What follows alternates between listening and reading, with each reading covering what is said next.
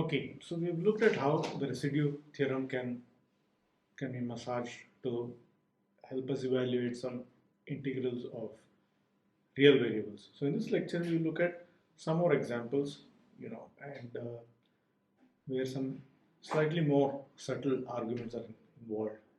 So of course, we have to use the Jordan lemma and arguments of a similar nature, and uh, come up with a suitable contour integral and solve it using the residue theorem and uh, extract integrals of a real variable. Okay, so there's a couple of techniques we will discuss in this lecture, and so um, we will avoid getting into some more fancy techniques available, but there are these two kinds of integrals which we should discuss. Right? So that's the subject matter for this lecture. So one of them has to do with this thing called an indented path, right? So we saw how the basic idea is when you're given an integral over a real variable, you're thinking of the axis, the real axis, but then you come up with some contour and you complete it, make it a simple closed loop, and so typically it's taken to be some kind of some semicircular arc, which could be either in the upper half plane or in the lower half plane of the complex plane, and then by some means you will try and argue that the value of the integral on this curved region will just vanish, right? So I mean there are examples where the entire x-axis is not free of singularities. So we look at one such example where it's possible to sort of go around the singular point and through working with what is called an indented path, and still use somewhat similar arguments but with some extra care around this special singularity. So this is best illustrated with the help of an example. So we'll consider this integral from 0 to infinity sine x by x dx. So now both the limits of this integral are somewhat problematic. One of them is infinity, so one has to be careful. But even at the point 0, there is this, weirdness which comes in because you have sine x over x. So there is a singularity. So you have to be careful. And so when we consider, this contour integral, so because it's sine x, so we think of e to the I z, right? And so later on, maybe if necessary, we can think of taking the imaginary part or anything. So we will see that the integral that we care about will automatically come out. So we'll start with this contour integral with the integrand being e to the I z divided by z dz, and then now we have to come up with a suitable contour. So we will come up with a contour similar to what we did last time, except that we also have this indented path. So this is what it looks like. So we start at some large negative value, keep on increasing along the real axis and go all the way up to this this point rho.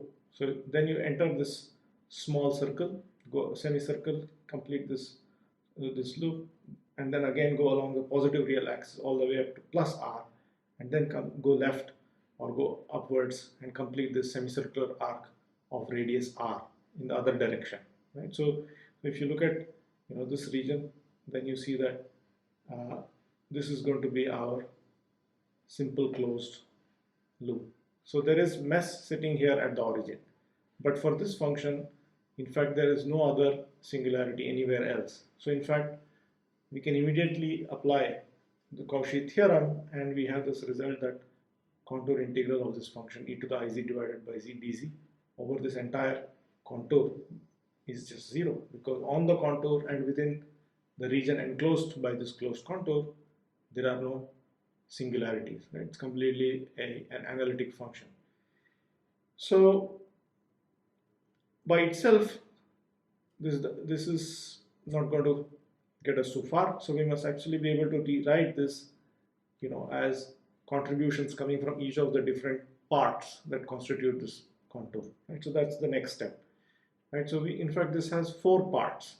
So there is this part from minus capital R to minus rho, so where it's just e to the ix divided by x dx, and then there is this contour which I'm calling C rho, and in this direction, in the negative direction, or in the clockwise direction if you wish. And so that's e to the iz divided by z dz. I just write it as it is. And then there is this integral along the x-axis, the positive axis. It goes from small rho to capital R, e to the ix by x dx. And then there is this contribution coming from this big semicircular arc, which is carried out in the other direction, in the anti-clockwise direction, right? So these are the four parts which together constitute this integral. So let's argue, piece by piece. So I mean, we imagine that eventually we want to take the limit capital R going to infinity, so make this as large as you wish, take it away to infinity, and then the inner semicircle, we want to make it as small as possible. In fact, we are going to consider the limit of rho becoming arbitrarily so small, rho going to 0, right? So that's the eventual prescription that we're going to use. So now we can invoke Jordan's lemma as far as this outer integral is concerned. E to the iz divided by z dz over cr is actually going to be 0, because we can invoke Jordan's lemma, since basically we have this 1 over z, mod of 1 over z will go as 1 over r, and so which means it's going to die down sufficiently fast. Basically that's what Jordan lemma says. If your integrand, right, I mean other than this e to the iz, is going to fall off sufficiently rapidly for large r, then we have seen that it's possible to use this Jordan's inequality and argue that the contribution from this integral along this path CR will just go to 0 as r becomes very large, right? So we will directly invoke Jordan's lemma, and then we simply put this last term to 0. So then we are left with these three terms, and of these three terms, let's work out the first and the third integrals together. So basically we are interested in taking the limit r tending to infinity and rho tending to 0. So we'll write this as minus r to minus rho e to the ix over x dx plus rho to r e to the ix by x dx. But this is nothing but I can do a change of variable where I take x to minus x. So then the first of these integrals will go from capital R to rho e to the minus ix over x dx. Right, so the signs have been taken care of properly. The second integral remains as it is, but I might as well change these limits. Instead of going from r to rho, I'll make it rho to r and put an overall minus sign. So then I bring that minus sign inside, so then I get just one integral where the limits are from rho to r, and I have the integrand which is e to the ix minus e to the minus ix over x dx. And then finally I write this as, instead of e to the ix minus e to the ix by x, I can write this as 2i times sine x over x. 2i comes out, and then I see that basically this is nothing but the integral that we've initially set out to work out. So it is actually 2i times I, this whole stuff. Therefore I just leave it as it is. So I have now managed to work out 3 out of these 4 terms, right? So is there a way to also work out this other term? So that's what we will do next. So let's look at the second term. So the way to evaluate these integrals where the radius is eventually going to be shrunk to 0 is to do a Taylor expansion, right? So, and we will argue that in fact all of these terms except one of them is going to vanish because of because of this radius becoming arbitrarily small, right? So this has a simple pole. So this works when you have a simple pole. You could have any function here instead of e to the iz. If you had some other function such that overall basically you should have a simple pole at this point, and then you write down this expansion, and so you have a Taylor expansion as far as the numerator is concerned. Then you divide by z, so you have a Laurent expansion, but there's only 1 over z term, or this argument can be applied at about some other point z0 as well, right? So then it would be 1 over z minus z0. That's a matter of some detail, but essentially there's only the residue in the Laurent expansion. So if this happens, so then we can immediately argue that actually all these higher order terms including the constant for this small curve are going to go to 0. And so the reason is simply this, right? So if you're doing this integral over 0, z to the n dz, right? N could be even 0, right? For any non-negative integer n, z to the n.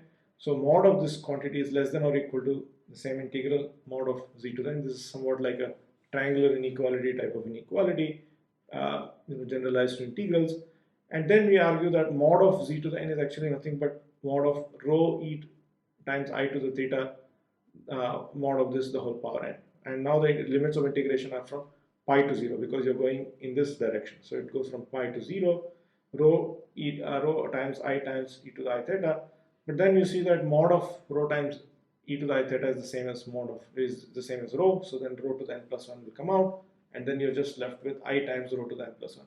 And there is an integral involving theta, which actually doesn't matter because we are going to take the limit of rho going to 0. So since there is a rho to the n plus 1, even if n equal to 0, there is a rho sitting there, and higher values of n also will leave a rho there, which since it's going to go to 0, basically we can argue that modulus of this quantity will also go to 0, right? It's bounded from above by a quantity which is going to 0, so this limit is 0. And so what it means is when we are trying to evaluate this expression, all we have to do is work out just 1 over z, right? In this case the residue is just 1.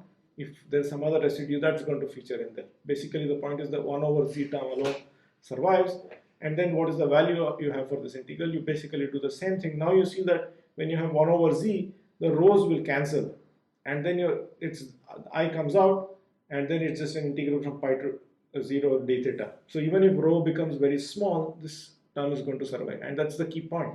And it's going to survive, and it has an exact value of minus I pi. So the contribution from an integral of this kind, you could have other functions also. Instead of minus I pi, you will have some residue times minus I pi, right? And if you were to go in the other direction, it would be plus I pi times residue, right? So this basically comes from the fact that you have a simple pole at this point when you're along this indented, just outside this indented path.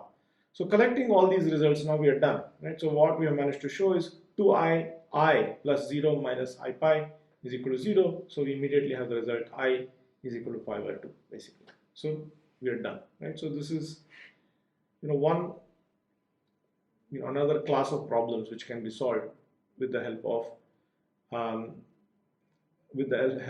the residue.